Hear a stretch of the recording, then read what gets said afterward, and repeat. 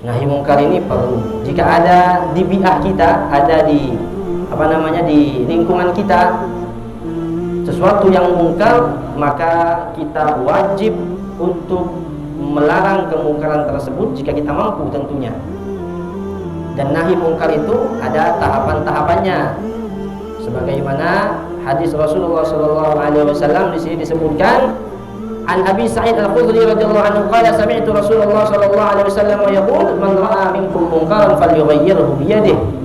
Barang siapa yang melihat suatu kemungkaran, falyughayyirhu bi yadihi, maka hendaknya dia merubah, menghalangi kemungkaran tersebut bi yadihi, dengan tangannya, dengan kekuasaannya, dengan kemampuannya, dengan kedudukannya. Jika dia mampu, maka dia harus menghilangkan, melarang kemungkaran tersebut dengan tangannya, dengan kekuasaannya. Kalau dia mampu. Fa in lam yastati' fa bilisani. Jika tidak mampu, ada tahapan kedua, yaitu melarang kemungkaran dengan cara lisan, dengan lisan kita. Diberitahu syariat Allah, dinasihati, diberitahu bahwasanya hal ini adalah perkara yang haram. Kemudian ada tahapan yang ketiga, jika kita tidak mampu juga dengan lisan kita, fa in lam yastati' fa biqalbihi. Maka jika tidak bisa dengan tangan dan lisan, fa biqalbihi, maka dengan hatinya.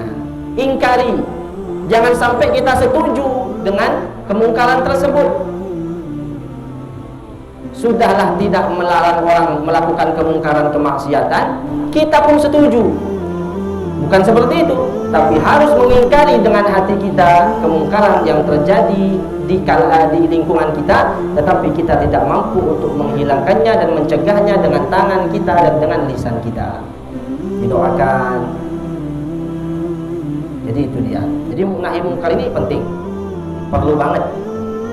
Dulu Bani Israel yang dilarang oleh Allah Subhanahu wa Ta'ala untuk memancing, mencari ikan, menangkap ikan pada hari Sabtu, yang diceritakan dalam Al-Quran, Ashabus Sabt. Bani Israel Allah larang untuk memancing dan menangkap ikan pada hari Sabtu, diceritakan dalam Al-Quran Al-Karim.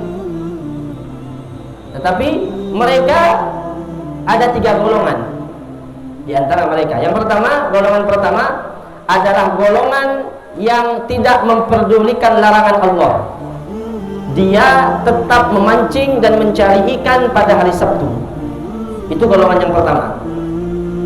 Golongan yang kedua, mereka melarang orang-orang tersebut untuk mancing di hari Sabtu, tetapi mereka tetap tinggal di kampung dan di desa tersebut.